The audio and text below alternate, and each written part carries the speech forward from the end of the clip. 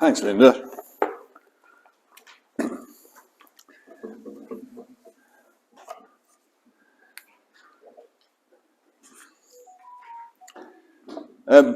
My hopes were dashed on Thursday. Now, knowing my penchant and resemblance to John Cleese,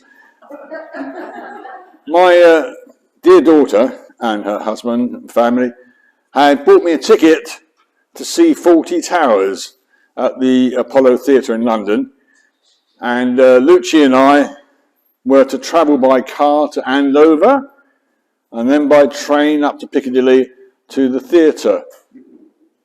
The only successful part of the journey was getting to Andover. And the train left on time, and we were beginning to chat and catch up until it slowed down just outside Overton and finally stopped, never to start again.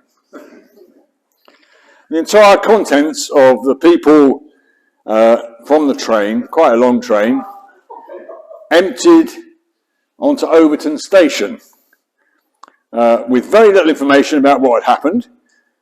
Indeed, the driver had to go on Twitter to find out what happened and why it had been stopped. And apparently there was an incident further up the line which then prevented the train and all trains moving in either direction. Now, Overton is not very big.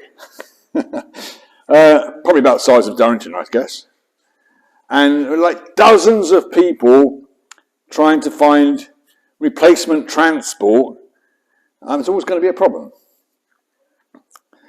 Lucci phoned Andover Community Church, and Dave Choules, who actually spoken here on 2 occasions, you remember him, kindly got us back to Andover, which was great. I think he was surprised to see me and Lucci together anyway, and it was really nice to have a time of fellowship with him. But our hopes of seeing 40 Towers were dashed. My neighbour opposite where I live, John, pointed out that I had missed the golden opportunity of going up to the cab of the train and beating it with a stick. I told you, I've warned you and warned you. But yeah, I never thought about that. It would have been good, wouldn't it? Talking of hopes being dashed, the people of God's hopes were dashed. A nation of promise had gone completely off the rails, if you pardon the analogy, because of sin. They'd been divided into Israel in the north and Judah in the south. And the people of the northern kingdom of Israel, 10 tribes, had been deported to Assyria and then absorbed into Babylon around about 722 BC. And then 10 years later, the people in the southern kingdom of Judah, that's 2 tribes, failed to learn from the mistakes of the northern tribes and had not listened to the prophets Isaiah, Micah, Jeremiah and Habakkuk, and had failed to learn what had happened to Israel because of sin. So their country is decimated until the only place left is Jerusalem. And the Babylonians besiege that. And they eventually cart off all the top people, leaving behind the poorest workers. And all of that because of sin against God. Now, Ezekiel lived at this time. He prophesied at this time. And the first part of the book, his prophecy, has been described by no less a person than David Paulson as unrelieved gloom. And I hope you had an opportunity of reading about all the events behind this prophetic ministry. I know some of you have. I was talking to William about it yesterday. And it's in 2 Kings 22 to 25. Not verses, but chapters. And I see people nodding and say, yeah, we've read it. And it's very useful background to what we're going to look at for the next few weeks. So if you haven't, I'm not going to check out, but do. 2 Kings, chapters 22 to 25.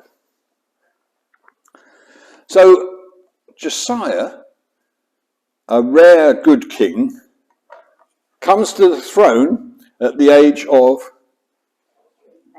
8. Well done, you did read it. And 18 years later, presumably at the age of 26, the book of the law is discovered in the temple, and he realizes how angry God must be that his own people had strayed so far from him. Here we go, we little cough again. Thank you. Somebody doesn't want me to preach this message, I think.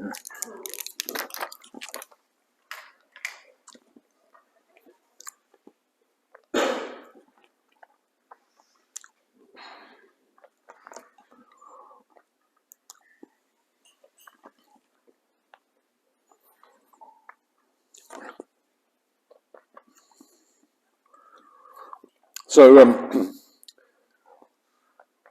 at the age of 26, this book of the law, of Josiah's age of 26, the book of the law is discovered, and he realizes how angry God must be that his own people had strayed from him.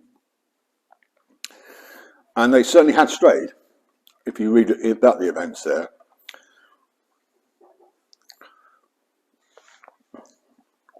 Worship of other gods, sacrifices to other detestable gods, as the Bible calls it, detestable gods, human sacrifices, these Asherah poles, which is some kind of a totemic thing that they put up for worship, and they were dedicated to the Canaanite goddesses. Sun worship, child sacrifice. You name it, they've done it. What a downward path it is that we embark upon when people ignore the word of God. When humans try to mix God's standards with other things, other religions. And I will say, what a warning to us. Remember the book of Gideon, not the book of Gideon, the book of Judges with the story of Gideon. And something similar had happened before. Gideon's dad was also well off the rails. And Gideon started off by tearing down all these Asherah poles and all the rest of it, and grinding them all up, all these detestable symbols to other gods. And that's how he starts his ministry, reluctant as he was. So God is angered. And not only is Jerusalem, the city, besieged, but later, as I said, the top people are deported to Babylon. Ezekiel lives through all that. Now he's from a priestly family, so he would expect really to become the priest. Never does. He would have expected to follow in the family tradition, but he never does.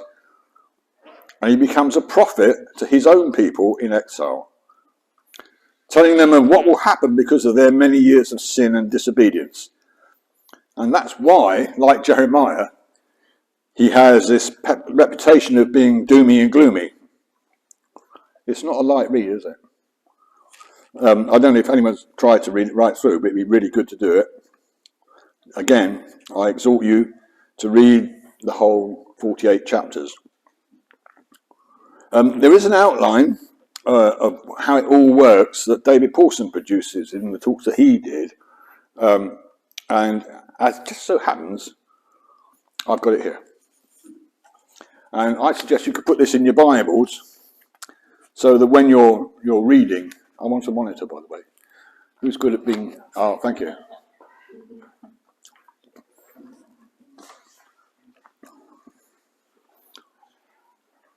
And that shows you how, what age Ezekiel was, what year of ministry he was in, and what's happening. The other thing that might help you is the Bible Project people have produced one of those cartoon outlines of the book of Ezekiel, which I just so hope and have that we're going to look at now. Okay, that's fine. Well, I find that quite helpful. And there is another one. I found that also very helpful, but it's not been put onto the machine, unfortunately. But you can get it. If you just, on your computer, put the Bible Project and Ezekiel, it'll come. And it's very, very helpful stuff. So, we have these booklets as well. And this is what we're going to be using for the next few weeks. How should we do it? Well, you don't need them right now today, but if you're going to be coming to the groups this week, you will need it. And the arrangement is, we've already bought them. If you want to help reimburse us for this, because they cost about £5. So we'll do our usual thing where you take one of these and you give the money to Pam, who will gladly take it off you. But you don't have to. It's not obligatory, but do take the book. So when we've done this in the past, we've never been out of pocket. And it's one each family, yeah.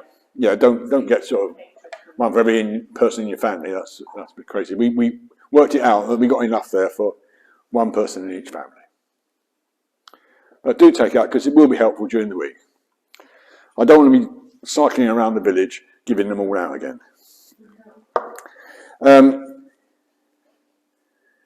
I was intrigued when I was reading commentary even this morning, Matthew Henry commentary. He said that first vision that Ezekiel had down by the riverside at Kiba, he was 30, and he's worked out that his birthday, when that happened, was the 5th of June. Oh, it's the same as mine.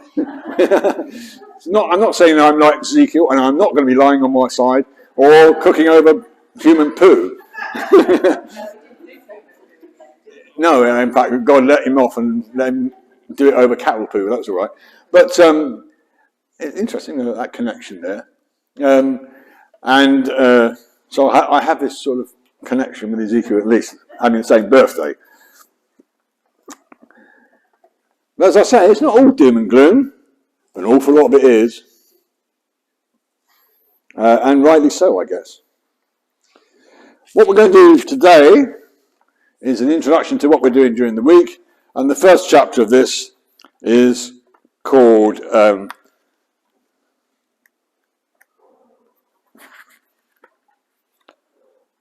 Vision of God's Glory. And I'm going to read that passage from Ezekiel chapter 1. And you're going to do some work right now. In a minute, anyway. So we're going to begin with the glory that God displays. And this is chapter 1, verses 1 to 28. Ezekiel writes this: In my 30th year, in the 4th month, on the 5th day, 5th of June, right, while I was among the exiles by the Kibar River, the heavens were opened, and I saw visions of God. On the 5th of the month, it was the 5th year of the exile of King of Jehoiakim, the word of the Lord came to Ezekiel the priest, the son of Buzi, by the Kibar Valley in the land of the Babylonians. there the hand of the Lord was upon him. I looked, and I saw a windstorm coming out of the north, an immense cloud with flashing lightning and surrounded by brilliant light. The centre of the fire looked like glowing metal, and in the fire was what looked like 4 living creatures. In appearance their form was human, but each of them had 4 faces and 4 wings. Their legs were straight, their feet were like those of a calf and gleamed like burnished bronze. Under their wings, on their 4 sides, they had human hands. All 4 of them had faces and wings, and the wings of one touched the wings of another. Each one went straight ahead. They did not turn as they moved. Their faces looked like this. Each of the 4 had the face of a human being, and on the right side, each had the face of a lion, and on the left, the face of an ox. Each one also had the face of an eagle. Such were their faces. They each had 2 wings, spreading out upward, each wing touching that of the creatures on either side. And each had 2 other wings covering its body. Each one went straight ahead. Wherever the Spirit would go, they would go, and without turning as they went. The appearance of the living creatures was like burning coals of fire, or like torches. Fire moved back and forth among the creatures. It was bright, and lightning flashed out of it. The creatures sped back and forth like flashes of lightning. As I looked at the living creatures, I saw a wheel on the ground beside each creature with its 4 faces. This was the appearance and structure of the wheels. They sparkled like topaz, and all 4 looked alike. Each appeared to be made like a wheel, intersecting a wheel. And as they moved, they would go in any one of the 4 directions the creatures faced. The wheels did not change directions as the creatures went. Their rims were high and awesome, and all 4 rims were full of eyes all around. When the living creatures moved, the wheels beside them moved. And when the living creatures rose from the ground, the wheels also rose. Wherever the Spirit would go, they would go, and the wheels would rise along with them, because the spirit of the living creatures was in the wheels. When the creatures moved, they also moved. When the creatures stood still, they also stood still. And when the creatures rose from the ground, the wheels rose along with them, because the spirit of the living creatures was in the wheels. Spread out above the heads of the living creatures was what looked like something like a vault, sparkling like crystal and awesome. Under the vault their wings were stretched, and one towards the other. Each had 2 wings covering its body. When the creatures moved, I heard the sound of their wings, like the roar of rushing waters, like the voice of the Almighty, like the tumult of an army. When they stood still, they lowered their wings. Then there came a voice from above the vault over their heads, and they stood with lowered wings. Above the vault over their heads was what looked like thrones of lapis lazuli. High above on the throne was a figure like that of a man.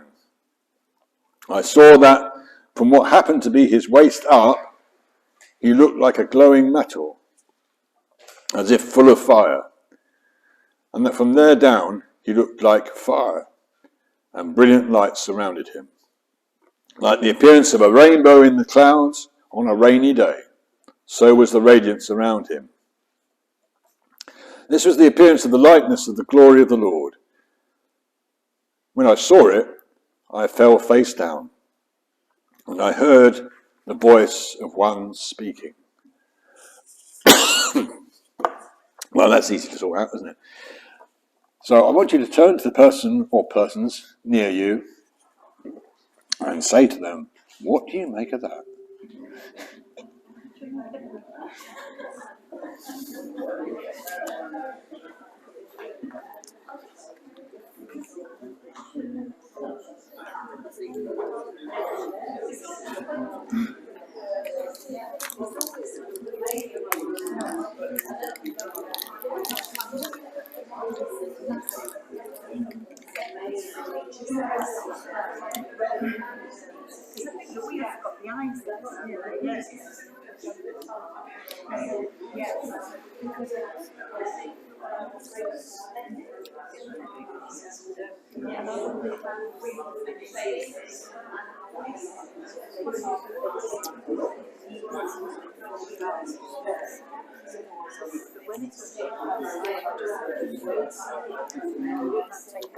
She's got one of these special Bibles, so she's got all the answers. Good.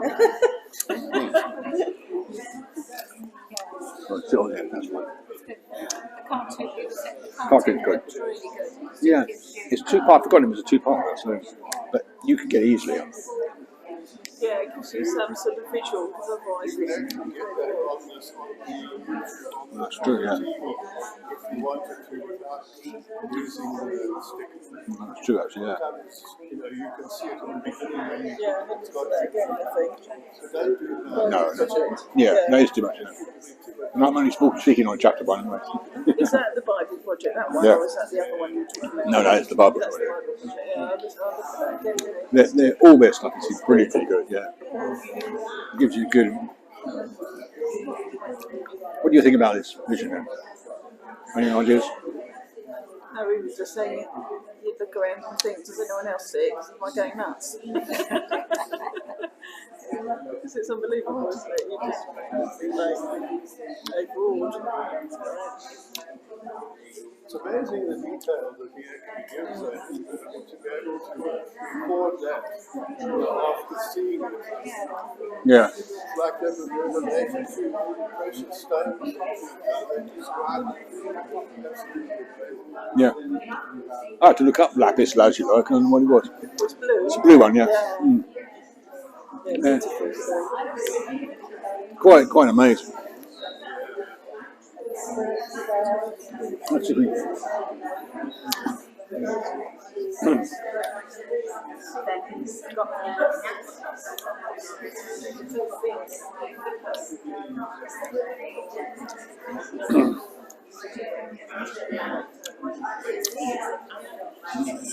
Well, surprise, surprise. I'm going to stop you there because you've all sorted it out, and that's great.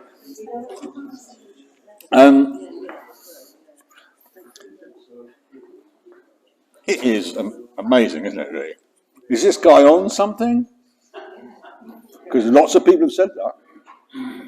Lots of people have said, oh, he's into hallucinating drugs and things like that. There's a Swiss author called Erich von Däniken, who was hugely popular. You might have come across this if you're of my age, a bit older in the tooth, in the 60s. And he wrote books called Chariots of the Gods. You remember that? And they've since been hugely discredited. But I used to work with this Christian evangelist, Johnny and I did, called John Allen, and he wrote one counter to Erich von Däniken, and he called it Some Trust in Chariots. And a lot of what Erich von Däniken said was, oh, this is all because the guy's on drugs, and it's all kind of like Doctor Who type stuff, you know. It's all science fiction and all this sort of thing. We could speculate about all this. I doubt it would give us much progress forwards. And I just think personally, as we look through this, this vision that Ezekiel has, this first vision he has several, says a great deal about our God. If nothing else, it's like he is not limited to one place. All these people who come out of God's chosen place and temple, we're now all over the place. Their centre of worship was not identifiable anymore. As I said, they've all gone off the rail. And it talks to me about a mobile God, a God who travels with you and is free to move and to act. And he's not restricted by what's happening to them, what they've done, their current sort of parlous state, their precarious situation. It's not restricted by their sin either. We too shouldn't be downhearted. Our hope shouldn't be dashed by the state of our country, our families, our political scene, our own sin, because God is on the move. We saw this yesterday when we went to Bristol and heard from Brother Joseph.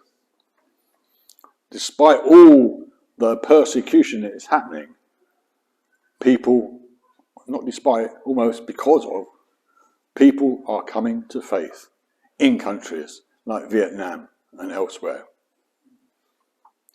God is on the move. He's all-seeing. Lots of things about eyes there, isn't there? He's unrestricted. He will act. And so, my hopes might be dashed about seeing John Cleese. But we need not be dashed. Like the people of God were here, their hopes were very much dashed. And when you read that breakdown of how the book works, I just bring to mind there is hope. And that's why you do need to look at the last bit of the cartoon Bible project thing there, because it talks too about the fact that there is hope. So, just to remind us of that. I mean, if you have a real theory about what all this vision means, write a book. Like all the other books that have been around, I guess. Because nobody really knows. But most people are saying it's about the fact that God is on the move. That vision that Ezekiel had by the brook. So, Dickie, I've asked you just to put this song in now. So, perhaps we can just remind ourselves that our hope is built on nothing less